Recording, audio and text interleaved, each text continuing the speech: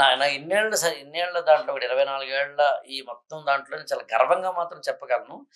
ఒక స్టూడెంట్ చూసిన తర్వాత ఐఏఎస్ అవుతారా లేదా? Sooner or later.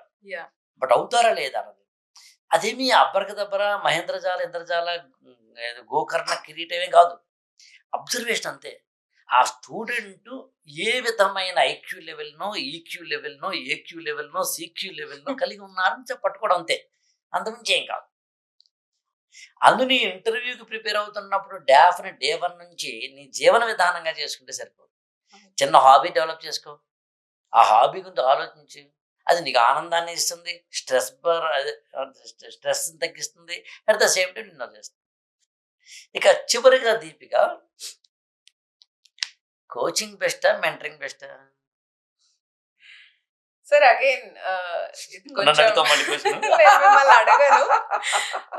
ఈ విషయంలో నేను కూడా కొంచెం నా ఒపీనియన్ చెప్పడానికి ఇంట్రెస్ట్ చూపిస్తాను. డెఫినెట్ గా మనం స్టూడెంట్ కి అయితే చాయిస్ వదిలేస్తాం sir on any particular day.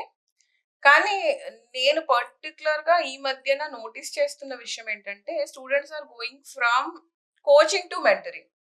వాళ్ళ ఇంట్రెస్టే మారుతుంది. అండ్ మోర్ ఓవర్ చాలా మంది ఒకటే పర్సన్ తోటి ఎక్కువ రోజులు ట్రావెల్ చేసి వాళ్ళ ప్రోగ్రెస్ ని చూసుకోవాలనే ఇంటెన్షన్ అయితే వాళ్ళలో డెవలప్ అయింది.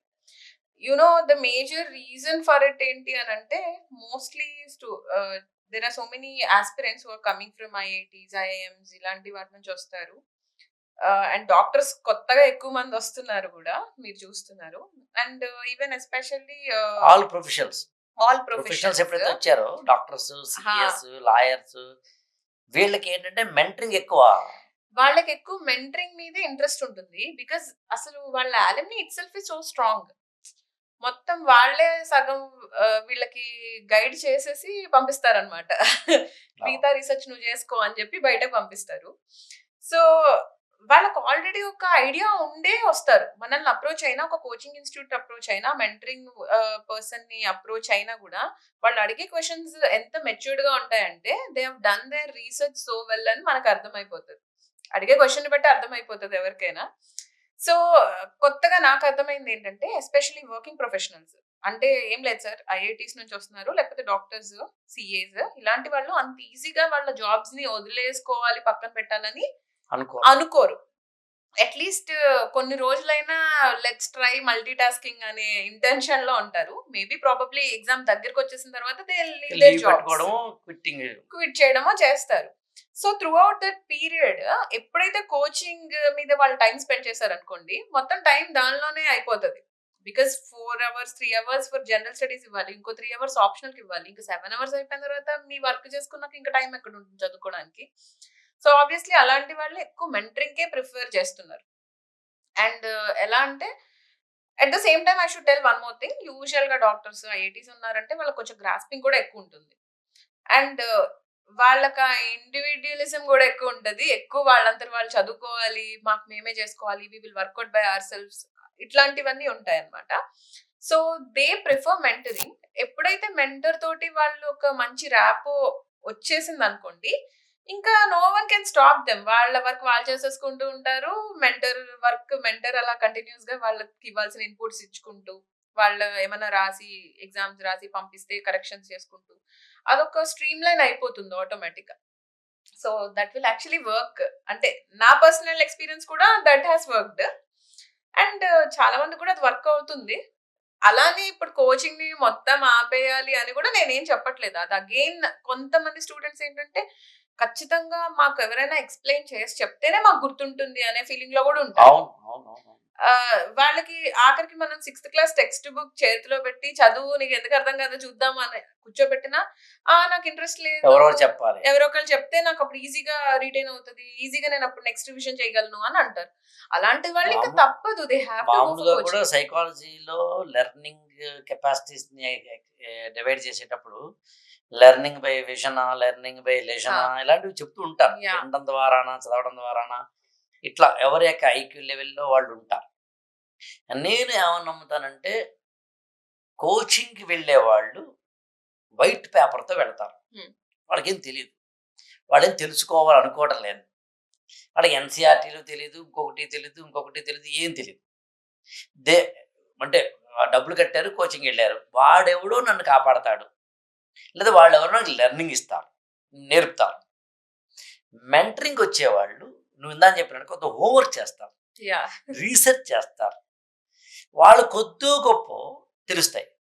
ఎందుకు ఈ మధ్యన మెంటరింగ్ వైపు వెళ్తున్నారు అనడానికి నువ్వు చెప్పిన దానికి యాడ్ ఆన్ చేస్తున్నది ఏంటంటే, నేను ఐఏఎస్ కోచింగ్ స్టార్ట్ చేసినప్పటి నుంచి మామూలుగా తెలుగు లిటరేచర్ ఆప్షన్నే చెబుతూ దాంతోపాటు జనరల్ స్టడీస్లో సరదాగా గైడ్ చేసేవాడిని.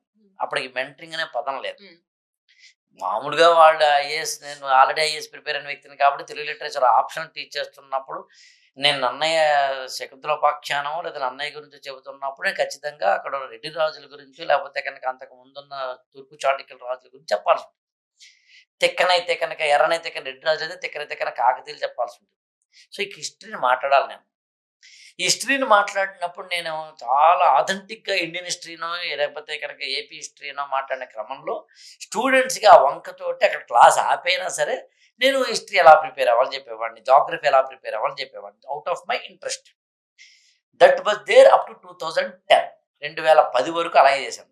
2010 నుంచి నేను ఎప్పుడైతే పర్సనల్ డెవలప్మెంట్ ట్రైనింగ్ క్లాసెస్ లాంటివి కూడా స్టార్ట్ చేశాను, అప్పుడు క్రమంగా సమాజంలో ఉన్న అనేక వర్గాల వాళ్ళు నన్ను అప్రోచ్ అవుతూ ఉండడం వల్ల నేనేం చేశానంటే తెలుగు లిటరేచర్ ఆప్షన్తో పాటు మెంటరింగ్ ఇవ్వడం. అప్పుడు కూడా మెంటరింగ్ అనే పదం లేదు, గైడెన్స్, సపోర్ట్ ఇవ్వడం. ఆ తర్వాత 2015 ఆ ప్రాంతంలో అసలు ఇదంతటికి కలిపి ఈ గురుకులం పేరు పెడితే బాగుంటుంది కదా అని చెప్పి అదొక పేరు పెట్టి గురుకులం, గురు శిష్య సంబంధంతో కూడిన మెంటరింగ్ స్టార్ట్ చేశాను. ఐఎమ్ ప్రౌడ్ దట్ నేనే నాకు తెలిసి ఈ ఫీల్డ్లో అంటే ఇప్పుడు 10 ఏళ్ళు అయింది, ఒక డెకేడ్. 2014 ఆ ప్రాంతంలో నేను అమెరికా వెళ్ళిన తర్వాత నాకు అమెరికాలో ఉన్న ఈ సిస్టమ్, ఈ అమెరికాలో ఇలాంటి సిస్టమ్ ఉంది. ఒక మెంటరింగ్ అనేది వాడు సీనియర్ జూనియర్కి మెంటరింగ్ చేస్తాడు, ఒక ఒక ప్రొఫెసర్ ఒక స్టూడెంట్కి మెంటరింగ్ చేస్తారు, ఒకడే ఉంటాడు క్లాస్లో. నిజానికి ఇలా చూసిన తర్వాత నేను స్టార్ట్ చేశాను. దానికి ఈ గురుకులం అనే పేరు పెట్టడానికి కూడా కారణమైంది అది. కోవిడ్ అనేది ఎప్పుడైతే ప్రపంచాన్ని మార్చిందో అప్పుడు ఆన్లైన్లో ఎక్కువ అయిపోయింది. ఎప్పుడైతే ఆన్లైన్లో ఎవరైనా కానీ ఒక గైడెన్స్ ఇవ్వడం అనేది స్టార్ట్ అయిందో, ఇవాళ ఎందుకు కోచింగ్ కన్నా మెంటరింగ్ వైపు వస్తున్నారంటే ఈవెన్ కోచింగ్లో ఉన్నవాళ్ళు కూడా ఇవాళ మెంటరింగ్ అడుగుతున్నారు.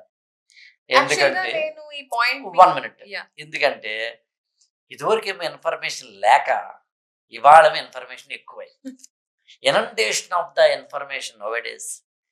గూగుల్ కానీ యూట్యూబ్ కానీ ఓపెన్ చేస్తే కొన్ని వందల వీడియోలు వస్తాయి.